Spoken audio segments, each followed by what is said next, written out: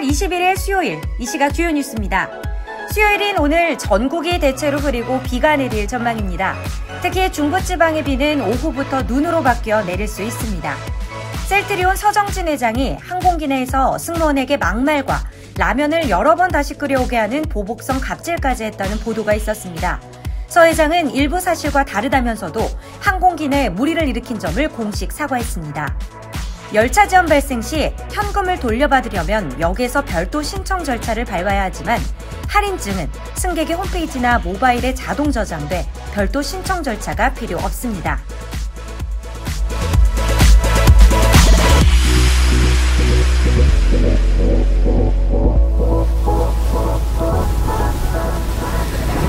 네, 여러분 안녕하십니까? 11월 21일 수요일 아침입니다. 네, 오늘도 아주경제 정치경제부 김태균 부장님과 함께하겠습니다. 부장님 안녕하세요. 네, 안녕하세요.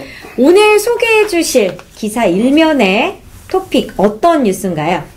사실 한국과 일본은 경제적으로 뗄래야 뗄 수 없는 관계죠. 네, 맞습니다. 그러다 보니까 이제 알게 모르게 경제 보복이나 이런 것들이 좀 이루어지지 않을까 하는 우려들이 있는데 아직 이것이 뭐 크게 가시화되지는 않았는데, 네. 근데 소소한 분야에서 좀 알게 모르게 좀 진행되는 부분들이 있어서 그것을 한번 짚어봤습니다. 어제는 중국이었습니다. 아, 그렇군요. 네, 맞네요. 생각해보니. 근데 그러네요. 오늘은 일본입니다. 네, 어렵습니다, 한국은. 일본은 어떤 지금 경제 보복을 조금 가하고 있는 건가요? 지금 가시화된 걸 보면 첫 번째는 이제 조선업 분야인데요. 네. 얼마 전에 그동안의 조선업이 굉장히 어려웠습니다. 한국의 조선업이 어려워서 지금 뭐 거제라든가 울산이라든가 이런 곳에서 일감이 없어서 네. 뭐 구조조정이 이루어지고 심지어는 뭐 위령 도시화 됐다는 막 기사도 좀 나오고 맞아요. 그럴 정도였는데요. 근데 올 들어서 한국의 조선업이 다시 살아나고 있어요. 전 세계 수주량의 1위를 다시 차지했거든요. 정말 축하할 일이죠. 네, 굉장히 축하. 오늘 대통령도 그 국무회의 자리에서 그것도 네. 굉장히 기쁘게, 그래서 더욱더 지원을 해야 된다라는 취지의 말씀을 하셨는데, 이것이 원인이 이제, 그동안에 이제 조선업이 사실 중국으로 많이 넘어갔습니다. 네. 왜냐하면 싼 가격에 배를 건조해서 팔기 때문에. 근데, 이걸, 배를 이제 건조해서 사고자 하는 사람들은 국제적으로 이제 해운업을 영위하거나 있는 유럽이나 미국의 사람들인데, 중국 배를 쓰다 보니까, 이게 문제가 많은 거예요. 네. 가격은 낮은 대신에 분량이 굉장히 많은 거예요. 그러다 보니까 가격은 높더라도 다시 한국 배를 사야 되겠다라고 해서 이제 수주가 많아졌는데. 근데 그만큼 한국 배가 안전성도 있고 확실하다. 네, 오히려 더 좋은 소식 같아요. 그렇죠. 이거는. 그런데 일본이 바로 이 점을 치고 들어온 겁니다. 어떻게요? 그래서 최근에 이제 대우조선해양이라든가 네네. 현대중공업에 대한 거에 대해서 이제 정부에서 지원이 많이 됐죠. 금융권에서 많은 자금 지원이 좀 이루어져서 어떻든 간에 한국의 조선사업을 살려야 되겠다. 네네. 근데 이 정부가 지원한 걸 가지고 이거는 공정무역에 위반된다라고 해서 WTO에 제소를 한 겁니다. 만약에 이게 이 제소가 영향이 만약에 WTO에서 받아들여질 경우에 그럴 가능성은 크지 않다라고 보지만 네. 워낙 일본이라는 나라가 세계적으로 소위 말해서 보이지 않는 로비라든가 이런 것들 굉장히 잘하는 나라예요. 네네. 그래서 만약에 이게 잘못돼서 그럴 경우 한국 조선업이 이제 막 올라와 있는 상황에서 다시 타격을 받을 가능성도 배제하기 어렵다라는 게 첫 번째 측면이고요. 네. 중국이 반도체 공격을 했는데 또 반도체를 일본이 공격을 한다는 얘기도 있었어요. 뭐 어떤 분야냐면 사실 우리나라 반도체 산업이 뭐 전 세계 어제도 말씀을 드렸지만 1위, 3위를 차지하고 있지 않습니까? 네네. 그런데 우리나라의 반도체 산업이 성장할수록 실적이 좋을수록 또 일본의 반도체 분야도 같이 실적이 좋아져요. 왜 그렇겠습니까? 글쎄요. 바로 반도체 장비와 소재 이것을 일본에서 수입을 하기 때문입니다. 아. 네. 그래서 수입을 해서 네. 이제 반도체 장비를 그걸 조립을 해서 그걸 가지고 이제 반도체를 생산해서 수출을 하는 건데 네.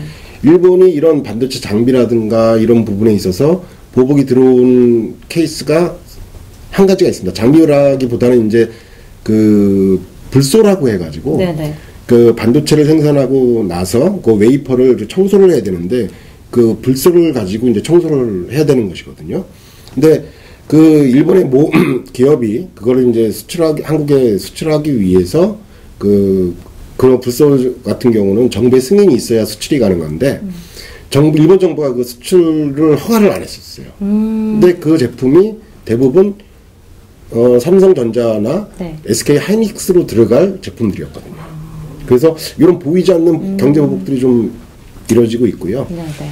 문화면에서도 있잖아요. BTS 저희가 빼놓을 수 없는 그건 얘기인데. 굳이 두 번 말씀드리지 않아도 네, 참 어처구니없는 얘기죠. 네. 예. 그 일본 뭐 아시다시피 뭐 BTS가 전 세계적으로 이제 K-팝 그룹으로서 한국을 이제 세계적으로 알리고 있는 단순히 이제 문화적으로뿐만 아니라 그 파생된 여러 가지 경제 뭐 한국어 음식 네. 뭐 이런 전반적인 한국 문화를 확산시키는 어떻게 보면 우리나라에서는 굉장히 큰 효자 수출 상품이다. 네. 라고까지 얘기할 수 있을 정도인데 네, 네. 여기에 대해서도 딴지를 걸고 있죠. 바로 이제 일본의 그 공영 TV나 주요 TV에서 뭐 방송에 출연을 안 시키거나 하는 네, 식으로 네. 어떻게 보면 약간 좀 저급한. 근데 사실 일본은 과거부터 그래왔어요. 한일 문제에 어떤 외교적인 민감한 문제가 생길 때마다 보이지 않게 한류 콘텐츠 이런 드라마나 K-팝이나 이런 콘텐츠에 대해서 보이지 않게 제한을 걸었습니다. 마치 중국이 사드로 인해서 그 한국 연예인을 자국의 방송에 출연시키지 않은 것과 똑같아요. 네. 그러니까 한국은 정말 여러모로 일본과 중국이라는 이 거대 경제권에 갇혀서 네. 굉장히 어려움을 겪고 있는 상황인 것 같습니다. 이런 난항 속에서 어떤 대응책이라고 해야 될까요? 어떤 해법 그리고 우리나라에 어떤 영향을 조금 많이 미치진 않을까 이런 우려가 또 되거든요. 그렇죠. 이제 정부의 역할이 중요하면서도 사실 정부의 역할도 제한적일 수밖에 없는 거죠. 사실은 네. 경제 분야나 뭐 문화 분야는 어떻게 보면 민간의 차원의 어떤 그런 부분이기 때문에 정부가 나서서 외교적으로 풀어야 되는 건 맞지만 기존의 한일 관계를 봤을 때 이게 참 한일 관계는 정치적으로나 외교적으로 풀기 정말 어려운 그런 난제인 것 같아요. 네. 다만 그렇다고 해도 뭐 어쨌든 정부 차원에서 이 부분에 대해서 지속적으로 일본 측과 협상을 한다거나 어떤 것들을 해야 되는데 현재 정부는 이제 두 트랙 전략을 쓰고 있죠. 네. 문화와 경제는 별개다.